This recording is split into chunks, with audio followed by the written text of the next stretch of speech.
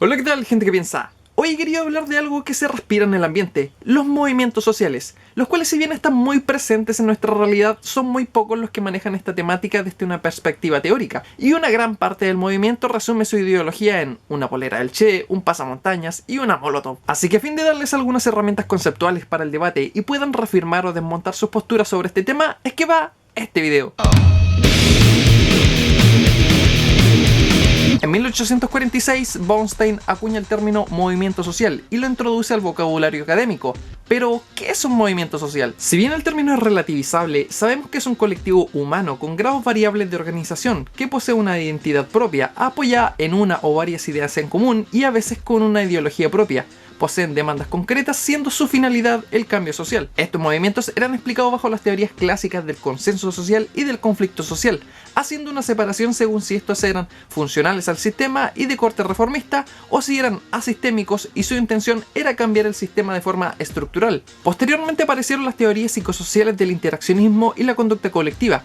Aquí la microsociología y la psicología social comenzaban a preguntarse por qué las personas participaban en los movimientos sociales. También las reacciones psicológicas a las privaciones, los componentes normales del funcionamiento de la sociedad, y luego de un tiempo llegaron a la conclusión que los movimientos eran degenerativos o mutables, siendo en muchos casos unos derivados de otros. Es decir, las demandas, antes de adquirir un aire rupturista y de cambio de sistema, en su origen no buscaban quebrar el orden social, sino solo su incorporación dentro del mismo. Y era precisamente en esta etapa previa donde los estados debían ser lo suficientemente astutos para encauzar las demandas sociales a buen término, evitando así una posterior revolución. Así también aparecieron las teorías de la elección racial, de movilización de recursos y de oportunidad política, y me gustaría explicárselas, pero sería desviarme del punto central de este video. Hasta antes de la década de los 60, hablar sobre los movimientos sociales y del movimiento obrero eran prácticamente sinónimos. Se daba por hecho que el malestar social siempre vendría del roce entre las clases sociales, siendo entonces los obreros organizados en sindicatos el foco al que los estados debían apalear.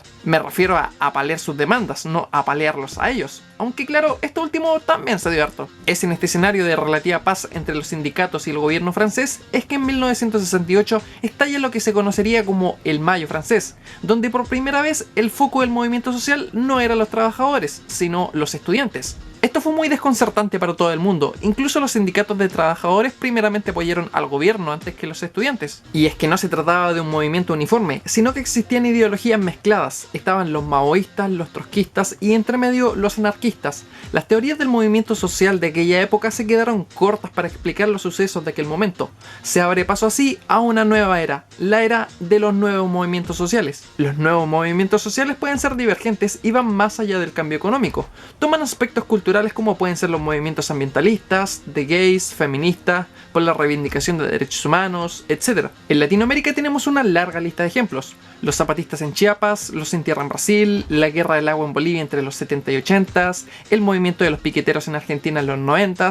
En general, en América Latina los movimientos tienden a ser mucho más híbridos, combinando unas causas con otras, lo étnico con lo económico, lo racial con lo cultural, etc. Sin embargo, un sociólogo chileno de apellido Garretón distingue siempre un movimiento social central que desemboca en un proyecto popular nacional. Y yéndonos al caso chileno, este era en los 70s el movimiento obrero, en los 80 fue el movimiento democratizador en contra de la dictadura, y en los 90s pues... ¿Acaso no hubo un movimiento social en los 90?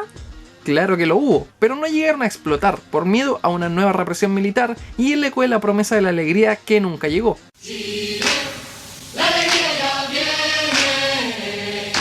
Chile, la alegría ya viene. Yo no me siento más feliz, ¿y tú? Algo. Y así fue como en 2006, una nueva generación, hija de la democracia, se encargó de sacar a flote un movimiento central, el de los estudiantes, la Revolución Pingüina, que englobó una serie de demandas sociales sistémicas que iban mucho más allá del sistema educativo. Pero, ¿dónde estaban estas demandas sociales antes de 2006? ¿Acaso no existían?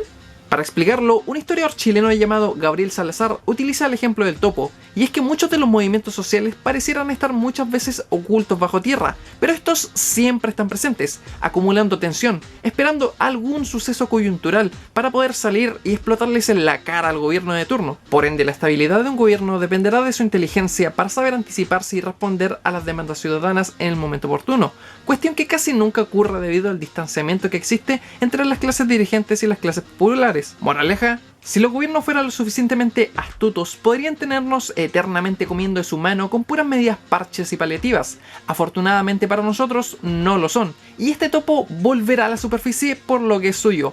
Recordándoles como siempre que esta es solo mi opinión y que nos vemos en una próxima entrega.